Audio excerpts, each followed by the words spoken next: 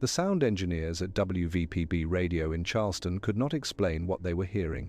They were doing routine work on their transmission tower in the fall of 1994. A field recording device had been left running overnight. It captured something unusual. Between the expected rustling of wind through autumn leaves and the distant calls of owls, there was another sound. A woman's voice, high and sad, rose and fell in waves of pain. But the tower stood on an empty ridge 15 miles from the nearest home. No one should have been out there. When they played the tape back at normal speed, the wails seemed to stretch for nearly 40 seconds before fading into static. One engineer, a man who had worked in broadcasting for 30 years, quietly took out the tape. He locked it in his desk drawer. He never explained why. Stories of strange screams echoing through the mountains of Appalachia are as old as the region's first settlements. Long before European settlers arrived, the Cherokee spoke of the Nunahai. These were spirit people who lived in the high places. Their cries could be heard before great trouble came. When Scots, Irish settlers pushed into these same mountains in the 1700s, they brought their own stories with them. Among those tales was the Banshee. This was a female spirit whose sad wail meant death was coming. In the old country, hearing a banshee meant someone in your family would soon die. But in Appalachia, something stranger happened. The two traditions seemed to merge. The accounts that followed fit neither legend perfectly. The Appalachian Mountains stretch from southern New York to northern Alabama, but it is in the central highlands where the oldest stories remain strong. West Virginia, eastern Kentucky, and western North Carolina hold most of the tales. These are among the most remote regions in the eastern United States. Hollows can go for miles without a single house. Morning fog clings to the valleys like something alive.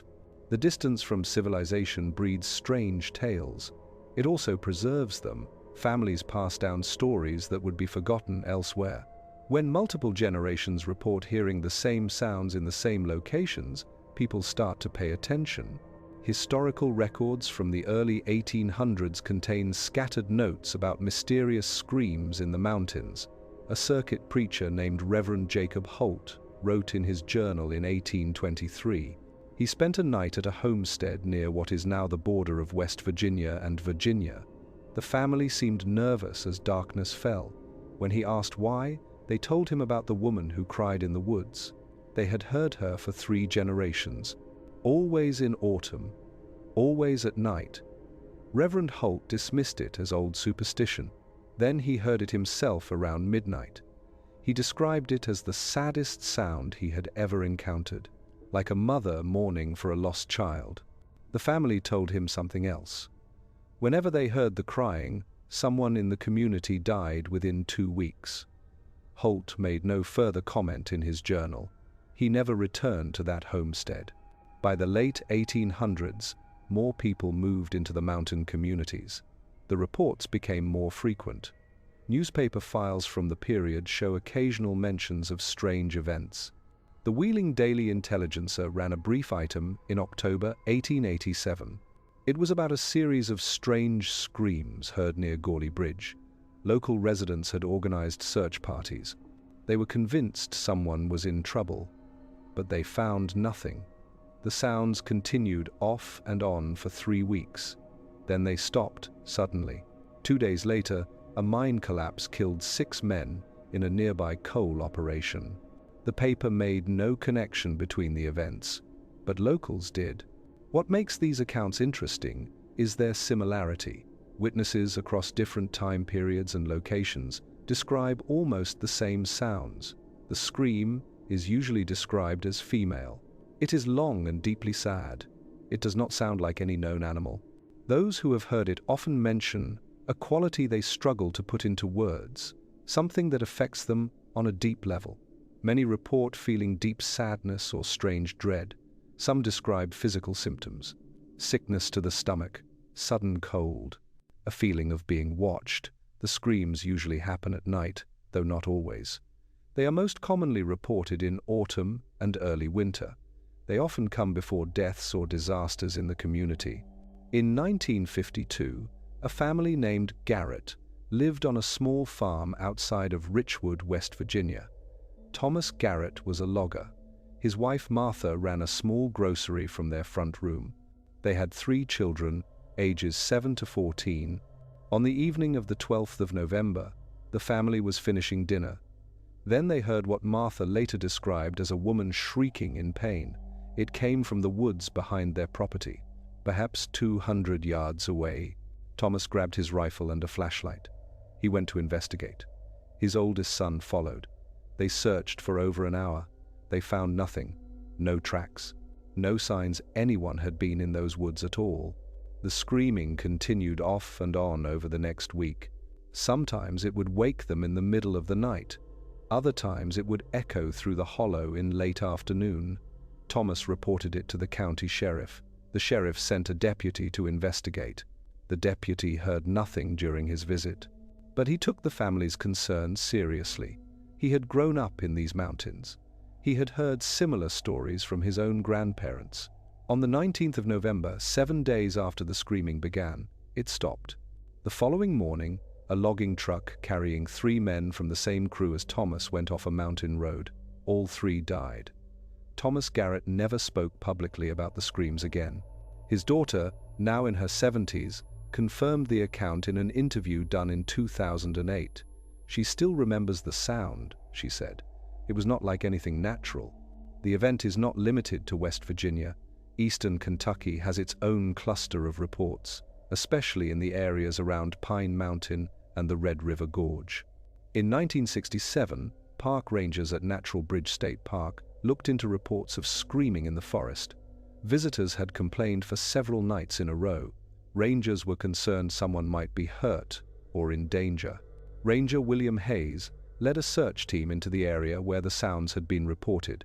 They heard the screaming themselves, a long, shaking cry that seemed to move through the trees. Hayes had 2 decades of experience in these woods. He insisted it was unlike any animal he knew. The search turned up nothing. Hayes filed a report noting what happened. He offered no explanation. The screams stopped after 4 nights. They were not reported again that season. One of the more interesting parts of these accounts is the reaction of animals. Dogs, in particular, seem deeply affected by the sounds. Multiple witnesses report their dogs becoming upset or fearful when the screaming occurs. Some dogs refuse to go outside. Others hide under furniture or in closets. In several cases, dogs that normally bark at any disturbance fall completely silent. They tremble but make no sound. Livestock also reacts strangely. Cattle have been known to huddle together in the corner of pastures. Horses often become difficult to manage in the days following the sounds. This animal behavior has led some researchers to consider whether the screams might be infrasound. These are sound waves below the range of normal human hearing. Certain natural events, such as earthquakes or severe weather, can produce infrasound. It affects both humans and animals. The symptoms match some of what witnesses describe: the unease, the physical discomfort, the sense of dread. However, this theory struggles to explain the clearly heard screaming that people report.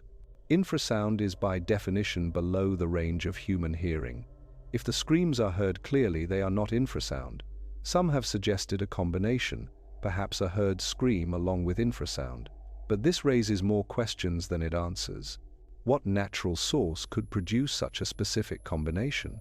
The development of portable recording equipment in the latter half of the 20th century offered new ways to document these sounds. Several attempts have been made to capture the screams on tape. The results have been mixed and controversial. The 1994 WVPB recording mentioned earlier is one of several that supposedly captured the event. Unfortunately, most of these recordings have not been made public. In some cases, the people who made them refuse to share them. They claim they find the sounds too disturbing. In other cases, the recordings have been lost or damaged. The few that have spread publicly are difficult to verify. They are often of poor quality. In 1981, a group of college students from West Virginia University spent a weekend camping in the Monongahela National Forest. It was part of a folklore research project. They were looking into local legends. They had brought along basic recording equipment. On their second night, around 9 in the evening, they heard what they later described as a woman screaming in the darkness beyond their campsite. One student, Patricia Simmons, had the presence of mind to turn on a cassette recorder. The group listened to the playback right away. The scream was clearly heard. It lasted about 30 seconds. Patricia kept the tape for years. She played it sometimes for friends and family. In 1997, she allowed a paranormal research group to make a digital copy. That copy spread online for several years before disappearing. Those who heard it described it as deeply disturbing. A human-sounding scream, but with something not quite right about it, as if it were coming from a great distance or being filtered through something. Doubters have offered various explanations for the Appalachian screams. The most common is wrong identification of animal calls. The region is home to several species capable of producing loud, unusual sounds. Foxes, especially during mating season, can produce screams that sound remarkably human. Bobcats make loud yowls that can be startling to those who do not know them. Fisher cats, though rare in the region, have a scream that many describe as blood-chilling. Mountain lions, which were thought to be gone from the area, have had occasional confirmed sightings. They also produce screams that can sound strangely human. These explanations account for many reports, perhaps even most, but they do not account for all of them. The problem with the animal explanation is threefold. First, many of the witnesses are people who have lived their entire lives in these mountains. They know what foxes sound like. They know the calls of bobcats and owls and every other creature in these woods. When they say the scream was different, that carries weight. Second, the animal explanation does not account for the predictive element. Fox screams do not come before deaths. Bobcat calls do not stop suddenly when tragedy strikes. The pattern reported by witnesses suggests something more than coincidence.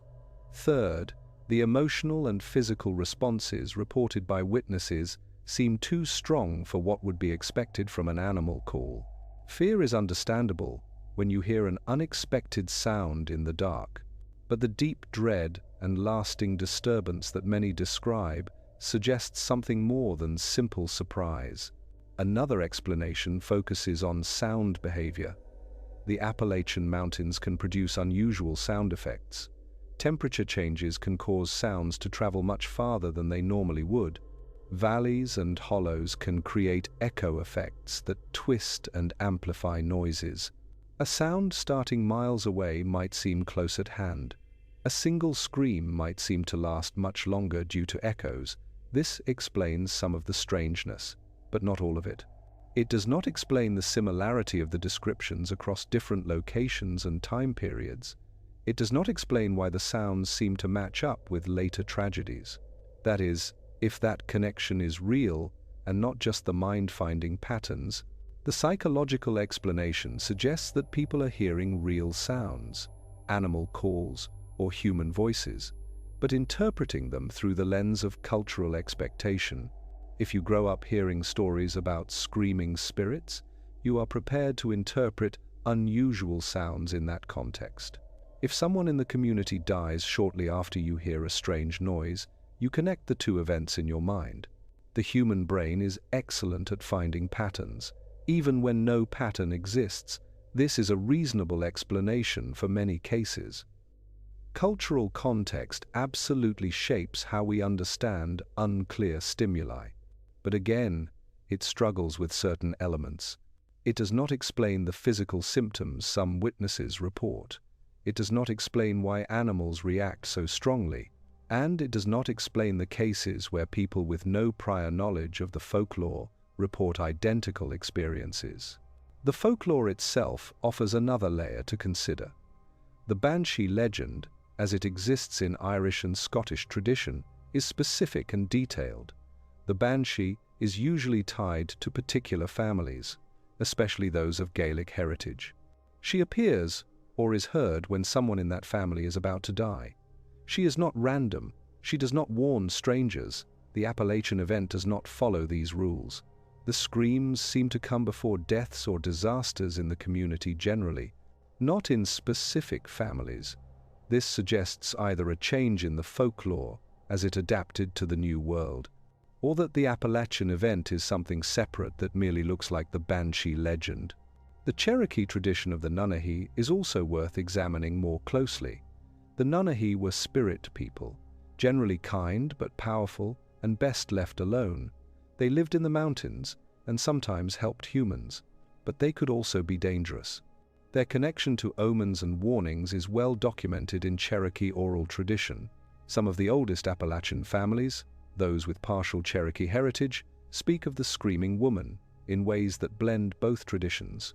The spirit, they say, is neither wholly one thing nor another. Perhaps she is something older than either tradition, something that was here before any of us named her. In 2003, a sound engineer named Marcus Webb became interested in the event after hearing stories from his grandmother. She had grown up in Braxton County, West Virginia. Webb had professional-grade recording equipment. He had experience capturing sounds in challenging places. He spent 3 autumn seasons, 2003 through 2005, attempting to record the screams. He set up equipment in locations where reports had been most frequent. He left recorders running for nights at a time. In October 2005, he captured something. The recording runs just over 2 minutes. For the first 90 seconds, there is only wind and the normal sounds of a forest at night. Then, a sound begins, low at first, rising gradually to a wail that lasts 22 seconds.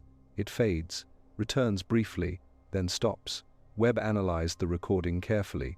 The sound registers at frequencies matching a human voice. But the length and volume suggest something unusual. A human could not hold that scream for 22 seconds without pause for breath. Yet, it never wavers, never breaks. Webb has made portions of the recording available online. Listeners are divided. Some find it convincing. Others hear only wind or an animal they cannot quite identify. What happened after Webb made his recording is perhaps more interesting than the recording itself. He continued watching the area where he had captured the sound. 3 days later, a pickup truck carrying 2 teenagers went off a back road.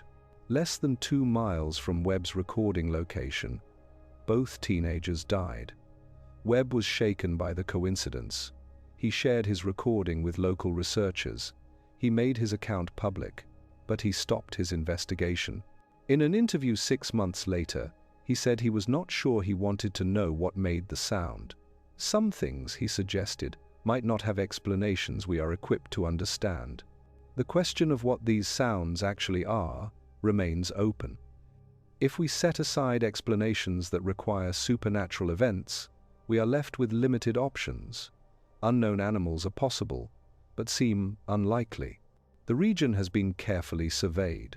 A large animal capable of producing human-like screams would have been documented by now. Sound oddities explain some cases, but not the consistent pattern of reports. Psychological and cultural factors certainly play a role, but they do not explain everything, especially the physical evidence, like recordings. Some researchers have suggested geological explanations. The Appalachian Mountains are old, among the oldest on Earth. The rocks contain cracks and breaks where gas can build up. It can be released under certain conditions.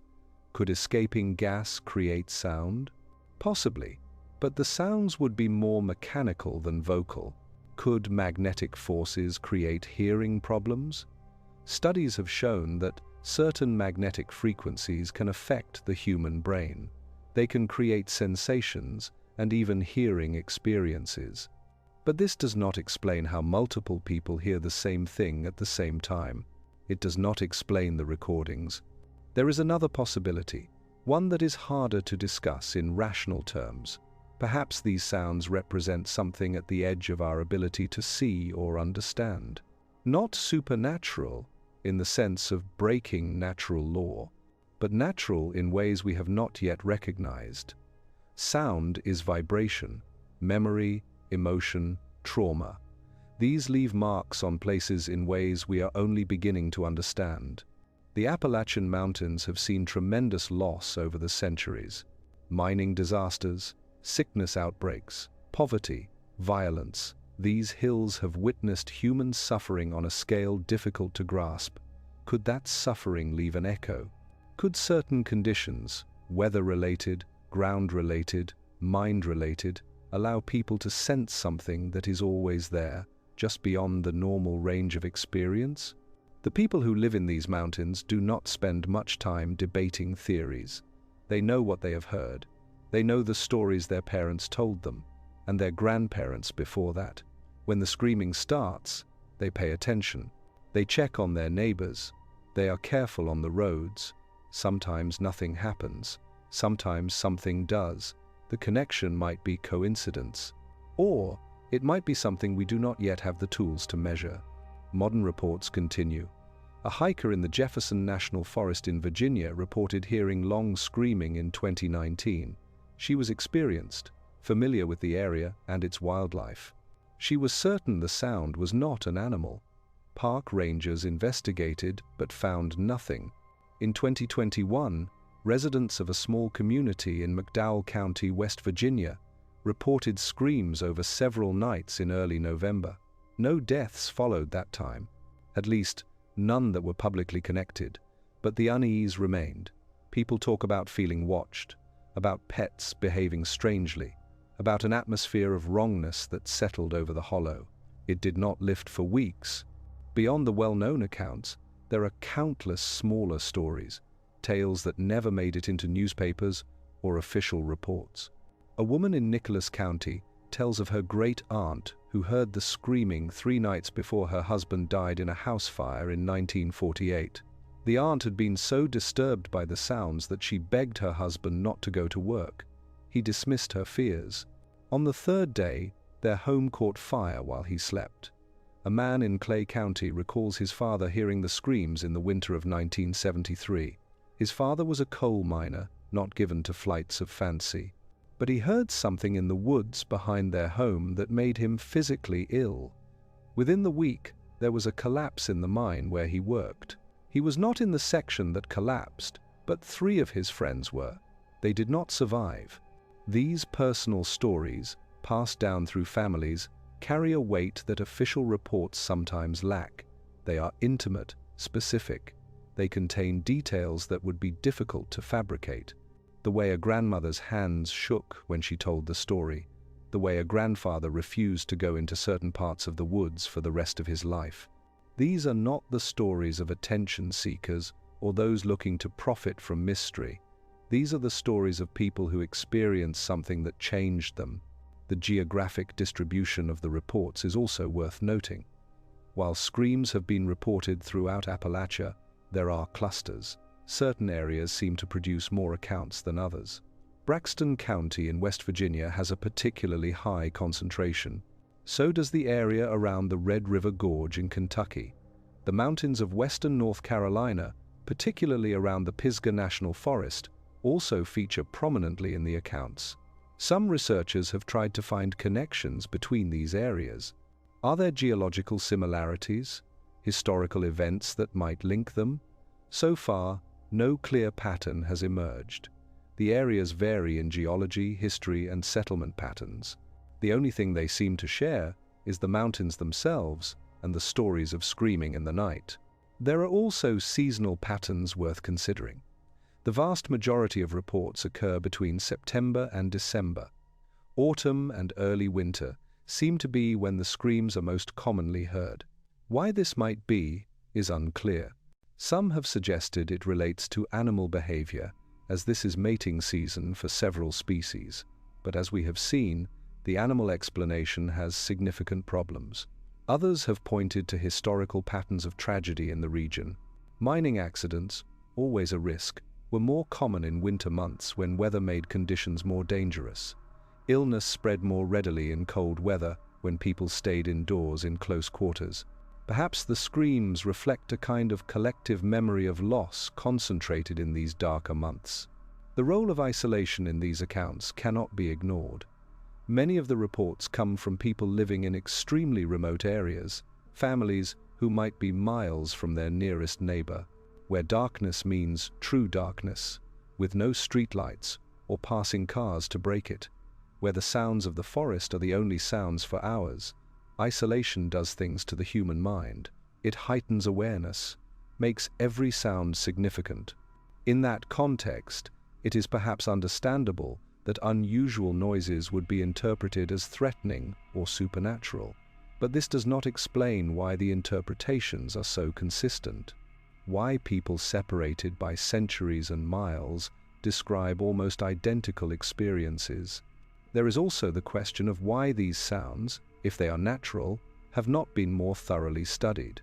The answer is partly practical and partly cultural.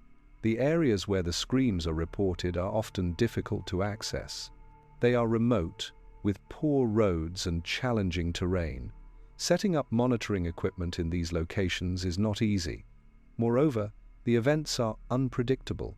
You cannot schedule a research expedition around something that might happen once a year or once a decade. Funding is also an issue. Mainstream science is reluctant to invest resources in phenomena that sound like folklore, and the cultural aspect matters too. Many of the people who have experienced these events are wary of outsiders. They do not want researchers tramping through their woods, treating their experiences as curiosities. Trust has to be built, and that takes time. Some independent researchers have tried to approach the problem differently. Rather than waiting for the screams to occur, they have focused on interviewing witnesses and collecting accounts, building a database of experiences, looking for patterns that might point toward explanations. This work has value, but it has limitations. Memory is unreliable. People's accounts change over time, influenced by other stories they hear and by their own need to make sense of what happened. Without physical evidence, without recordings or measurements taken at the time of the events, it is difficult to draw firm conclusions. The few recordings that do exist present their own challenges. Audio quality is often poor, as most were made with equipment not designed for serious field recording. Background noise makes analysis difficult. And there is always the question of authenticity. In the age of digital editing, any recording can be manipulated. Even recordings made decades ago, before digital technology, can be questioned. How do we know what we are hearing is what the person says they recorded? Without chain of custody, without independent verification, recordings remain suggestive rather than conclusive. Yet despite all these challenges, the reports continue. People keep hearing something they cannot explain. They keep feeling the need to talk about it, to share their experiences, even when they know some will dismiss them as superstitious or deluded. That persistence, that consistency across time and space, means something. Exactly what it means remains the question.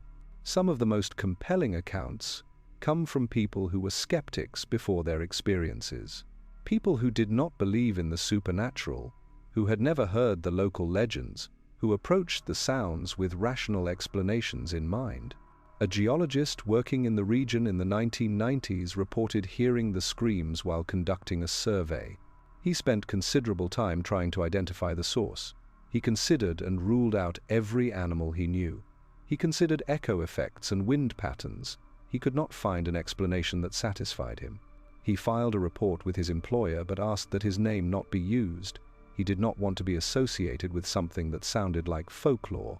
A wildlife officer in Kentucky had a similar experience in 2007. She was responding to a report of illegal hunting in a remote area. While searching the woods at dusk, she heard what she described as a woman in extreme distress. Her training kicked in. She moved toward the sound, expecting to find someone injured. The screaming continued, seeming to move away from her as she approached. After 30 minutes of searching, she found nothing. No person. No sign anyone had been in that part of the woods recently. She filed a report noting the incident. She later told a colleague that the experience had shaken her more than she wanted to admit. Something about the sound had been fundamentally wrong in a way she could not articulate. These accounts from trained professionals, people with expertise in the outdoors and in animal behavior, carry particular weight. They are not easily dismissed. They represent experiences by individuals who should be able to identify what they are hearing. When they say they cannot, when they say the sound does not match anything in their experience, that demands attention. There is also the matter of the sound's effects on people. Many witnesses report lasting impacts from their experiences. Some describe nightmares that persist for weeks or months. Others report anxiety about being in the woods after dark, even when they were comfortable there before. Some develop an almost superstitious caution, checking on family members more frequently, feeling a sense of dread they cannot shake. These psychological impacts are real and documented. They are not the marks of simple misidentification or cultural influence. They suggest an experience that affects people on a deep level. The question remains, what is making these sounds? If we are to take the witnesses seriously, and the consistency of the accounts suggests we should, then we are faced with something that does not fit neatly into our categories. Not an animal, or at least not any animal we have identified. Not a simple acoustic effect. Not mass hysteria or cultural delusion. Something that produces human-like screams in remote locations, that often precedes tragedy, that affects animals and humans alike, that can sometimes be recorded but never traced to a source. Perhaps we are asking the wrong question. Perhaps instead of asking what is making the sounds, we should be asking why we hear them. What conditions, internal and external, allow certain people at certain times to perceive something that is usually beyond our awareness?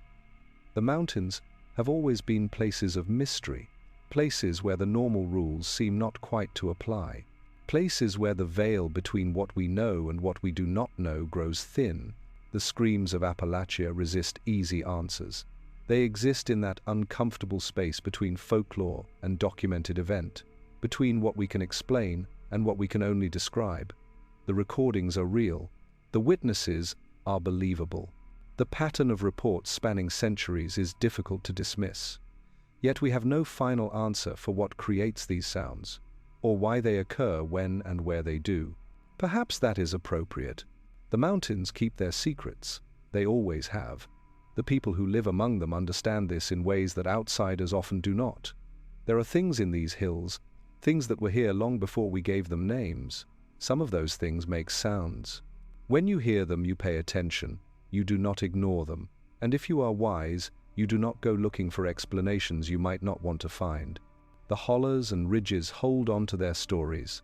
The fog rolls through the valleys each morning, the same as it has for thousands of years. And sometimes, on certain nights, when conditions are right in ways we do not understand, the screaming begins again. Someone, somewhere in these ancient mountains, hears that terrible wail. And they know, with a certainty that goes beyond reason, that something is very wrong. They lock their doors. They keep their children close. They wait. And they remember why their grandparents told them to respect these hills, to fear what lives in the dark spaces, to understand that some things cannot be explained, only survived.